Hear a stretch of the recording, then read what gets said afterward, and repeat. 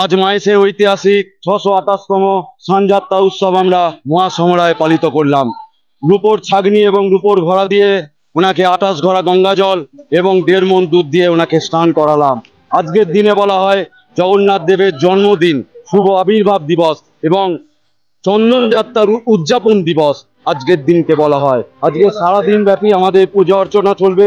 আমাদের সকাল থেকেই আমাদের অবকাশ বেশে ধারণ করানো হয়েছে এবং বিভিন্ন পূজা ক্রিয়াকর্ম, অভিষেক স্নান, সমস্ত রকম আমাদের পূজা ক্রিয়াকর্ম চলেছে। 28 ঘড়া গঙ্গা জল এবং 1.5 মণ দুধ দিয়ে ওনাকে স্নান করালাম। পূজার আগে আমাদের অবকাশ বেশ ধারণ করানো হয়েছে, তারপরে আমরা এখন সিঙ্গার বেশে ধারণ করাচ্ছি। এই সিঙ্গার বেশের পর আমাদের ভোগ নিবেদন করতে হবে এবং তার পরবর্তীকালে আমরা ঠিক রাত সকাল 9টার সময় আমরা গজ বেশে ধারণ করাবো।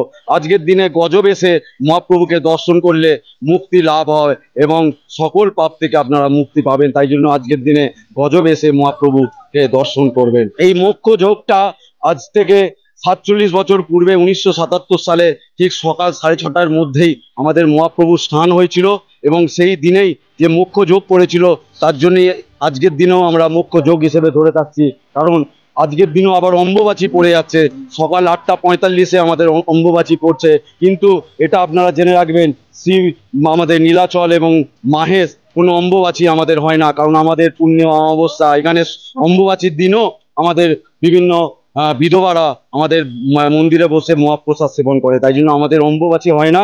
তাই জন্য আমাদের অম্বুবাচীর মধ্যেও আমাদের পূজা ক্রিয়াকর্ম বৈদিক মতে সর্ব ক্রিয়াকর্ম আমাদের চলবে।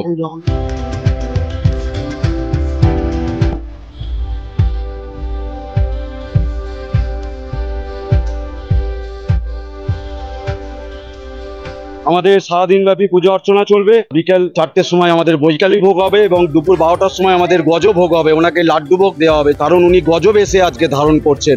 এবং ঠিক সন্ধ্যা 6:30 নাগাদ আমাদের এই স্নান বেদি থেকেই মহাপ্রভু গজবেশী উনি দর্শন দেবেন এবং সন্ধ্যা আরতি আমাদের স্নান বেদি থেকেই হবে এবং ওইখানেই আমাদের অন্নভোগ নিবেদন হবে। এবং মায়েসের যে প্রসিদ্ধ শীতল ভোগ, যেটা হাতিপায়া লুচি নামে প্রসিদ্ধ, সেই হাতিপায়া লুচি এবং অন্নভোগ আমরা মহাপ্রভুর স্নান বেদিতেই সন্ধ্যেবেলায় আমরা মহাপ্রভুকে নিবেদন করব।